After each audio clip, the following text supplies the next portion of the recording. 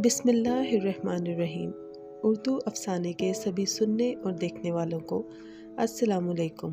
آج کی ہماری کہانی کا عنوان ہے بیٹی۔ افسوس، 7ویں بیٹی نے جنم لیا ہے، اللہ پاک نائلہ پر رحم فرمائے۔ یہ آواز سن کر نائلہ کو لگا کہ اس کے اندر کچھ ٹوٹ سا گیا ہے۔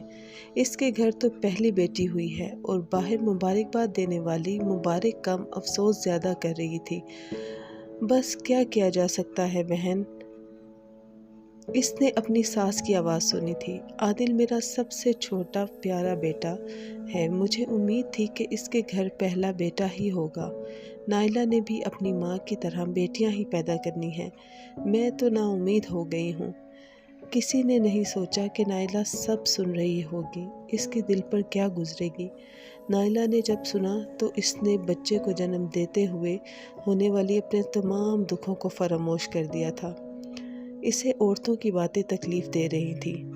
آج کی 21ویں صدی میں بھی لوگ اتنی دقیانوسی باتوں پر یقین رکھتے ہیں۔ اس نے اپنی بیٹی کو اپنے پاس پڑا دیکھا اور دعا کی، خدا نہ کرے کہ اس کی قسمت بھی اس کی ماں جیسی ہو۔ نائلہ کی 5 بہنیں تھیں۔ اس کے والدین نے بیٹے کی خواہش میں 6 بیٹیاں پیدا کی۔ ان کے حالات اتنے اچھے تھے کہ لڑکیوں کی پرورش اچھے سے ہو سکے۔ اس کی دادی ہمیشہ اس کی ماں کو کوستی رہتی کہ اس نے ایک بھی بیٹا پیدا نہیں کیا۔ وہ ان کے بیٹے امتیاز کا سہارا ہوتا اور دونوں والد بیٹا مل کر اپنی بہنوں کی ایک ساتھ شادی کرتے اور رہی صحیح کسر اس کے والد پوری کر دیتے تھے۔ وہ اپنی بیگم زائدہ سے نالاں رہتے کہ انہوں نے ان کو ایک بھی بیٹا نہیں دیا۔ نائلہ گھر میں بڑی تھی، اس لیے دادی کی آنکھ میں کھٹکتی تھی۔ دادی اٹھتے بیٹھتے یہی روتی تھی، اس کی جگہ ایک بیٹا ہوتا جو جوان ہو کر میرے بیٹے کا بوجھ کم کرتا۔ ان دونوں کی یہی سوچ تھی، جیسے ان کی ماں نے جان بوجھ کے بیٹا پیدا نہیں کیا، جیسے بیٹا پیدا کرنا اس کی ماں کے ہاتھ میں تھا۔ وہ یہ ماننے کو تیار ہی نہیں تھے کہ یہ سب تو اللہ تعالیٰ کے کام ہیں۔ اپنی بہترین کوششوں کے باوجود نائلہ اپنے والدین کا بیٹا نہیں بن سکی تھی۔ جیسے جیسے وہ بڑی ہوئی، اس کے والدین اس کے رشتے کے بارے میں فکر مند ہونے لگے۔ دادی اماں نے اپنے 2 بڑے بیٹوں سے بات کی کہ وہ اپنے چھوٹے بھائی کا بوجھ کم کرنے کے لیے اس کی بیٹی کا رشتہ لے لیں، لیکن ان دونوں تایاؤں نے یہ کہتے ہوئے سختی سے انکار کر دیا کہ اگر ان کے بیٹے نے کسی لڑکی سے شادی کر لی تو باقی 5 کی ذمہ داری ان کے بیٹے پر آ جائے گی۔ وہ اپنے بیٹے سے نائلہ کی شادی ہرگز نہیں کریں گے۔ جہاں بہنیں کم ہیں یا پھر یہ ہیں ہی نہیں، وہ وہاں اپنے بیٹوں کی شادیاں نہیں کریں گے۔ وہ اتنی سالیوں کا بوجھ برداشت نہیں کر سکتے ہیں۔ یہ سن کر ان کی والدہ کی دعائیں لمبی ہو گئیں۔ یہ غم ان کو اندر سے کھانے لگا تھا۔ باپ پہلے سے زیادہ برا نظر آنے لگا تھا۔ دادی نے بھی چک چک کرنا بند کر دیا تھا۔ خدا خدا کر کے اس کا اور احمد کا رشتہ طے پایا تھا۔ وہ 3 بھائی اور 2 بہنیں تھے۔ احمد سب سے چھوٹا تھا۔ وہ دلہن بن کر احمد کے گھر آئی تھی۔ شادی کو 5 سال گزر گئے، اس کی کوئی اولاد نہیں ہوئی۔ اب ساس بھی باتیں سنانے لگی تھی۔ اس کی جیٹھانیوں کے ہاں بیٹے تھے اور وہ ان سے بہت پیار کرتی اور اپنی ممتا کی پیاس انہی سے بجھا لیتی۔ اولاد نہ ہونے کی وجہ سے اسے ہمیشہ اپنے سسرال میں دب کر رہنا پڑتا تھا۔ جب اس کو اولاد کی خوشخبری ملی تو وہ بہت زیادہ خوش تھی۔ احمد کی بیٹی کی خواہش تھی۔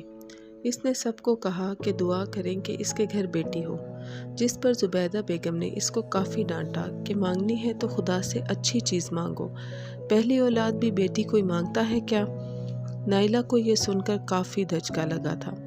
اس دن کے بعد نائلہ نے بیٹے کے لیے خدا سے دعا کرنی شروع کر دی تھی۔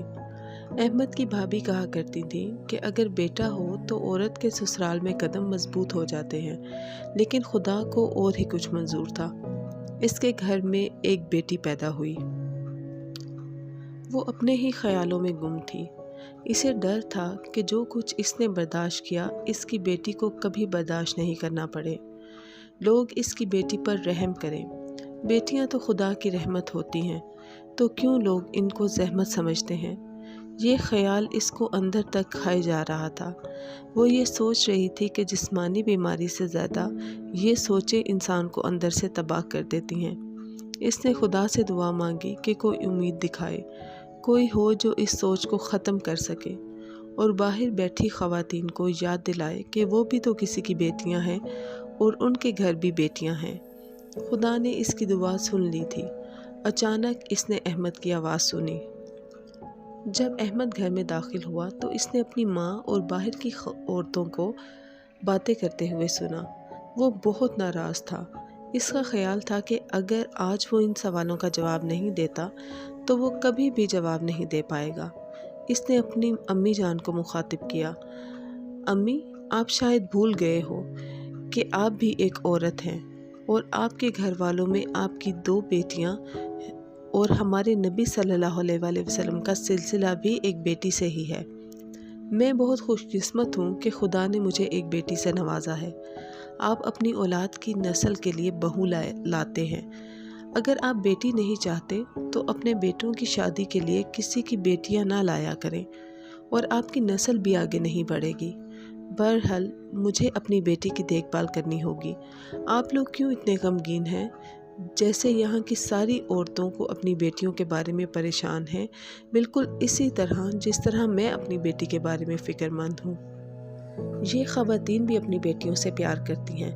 میں بھی اپنی بیٹی سے بہت پیار کرتا ہوں۔ باہر والوں نے آ کر نہ ہی مجھے کچھ دے کر جانا ہے اور نہ ہی اس کی پرورش کرنی ہے، تو پھر میں کیوں لوگوں کا سوچوں؟ اس طرح کی کسی نے باتیں کرنی ہے تو اس سے میرا کوئی رشتہ نہیں، اس سے میرا ہر تعلق ختم ہو جائے گا۔ نائلہ کو اچانک اندھیرے میں روشنی دکھائی دی۔ اس نے خدا کا شکر ادا کیا کہ احمد کے نظریات پرانے زمانے کے نہیں ہیں۔ اسے امید ہے کہ اس کی بیٹی کی قسمت اس سے کہیں بہتر ہوگی، کیونکہ اس کے والد ہمیشہ ان کے ساتھ کھڑے ہیں۔